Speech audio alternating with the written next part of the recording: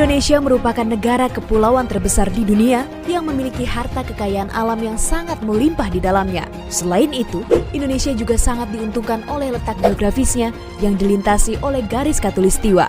Kekayaan alam yang dimiliki Indonesia berpotensi membawa negara yang berasaskan Pancasila itu menjadi negara besar di masa mendatang. Salah satu kekayaan alam yang dimiliki oleh Indonesia adalah keberagaman aneka tambang yang terbesar yang tersebar di seluruh Nusantara. Berdasarkan data dari Indonesia Mining Association, Indonesia menduduki peringkat ke-6 sebagai negara yang kaya akan sumber daya tambang, di antaranya minyak, gas alam, emas, timah, tembaga, dan juga nikel. Dengan kekayaan bahan tambangnya tersebut, membuat Indonesia masuk dalam 10 besar sebagai produsen barang tambang mentah di dunia. Seperti diketahui, Indonesia merupakan pemilik cadangan dan pengekspor nikel terbesar di dunia. Dikutip dari World Top Export, untuk barang nikel, Indonesia menduduki peringkat pertama dengan nilai ekspor sebesar $628 atau 21,5% dari total ekspor di dunia. Mengingat besarnya cadangan nikel di Indonesia, hal ini pun tak ingin disia-siakan oleh Presiden Jokowi. Ia memiliki ambisi untuk menjadikan Indonesia di masa depan sebagai produsen besar litium baterai di dunia. Dan saat ini, pemerintah tengah berupaya untuk membangun pabrik litium baterai di Morowali, Sulawesi Tengah, dengan bekerja sama antara Tiongkok dan Jepang.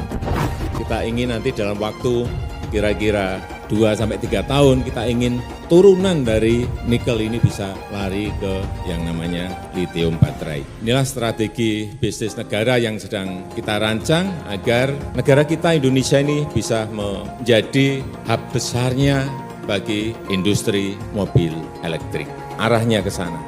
Karena kita memiliki nikel, ada kobalt, mangan, dan bahan baku lainnya yang bisa dipakai oleh industri dalam rangka membangun litium baterai. Dan kita tahu Indonesia adalah memiliki cadangan nikel yang terbesar di dunia, nomor 1 di dunia. Ekonom PT Bank UOB Indonesia, Enrico Tanuwijaya memaparkan bahwa nikel adalah mineral yang sangat berharga di masa depan karena pesatnya perkembangan kendaraan listrik. Sebab, nikel merupakan salah satu logam terbesar dalam pembuatan baterai listrik dan baterai itu sendiri ibarat jantung dari revolusi mobil listrik. Menurut International Energy Agency, setidaknya ada 8 negara yang tercatat dengan penggunaan mobil listrik terbanyak. Yang pertama adalah Tiongkok, kemudian disusul oleh Amerika Serikat, Jepang, Inggris, serta 4 negara Eropa, yakni Norwegia, Prancis, Jerman, dan Belanda.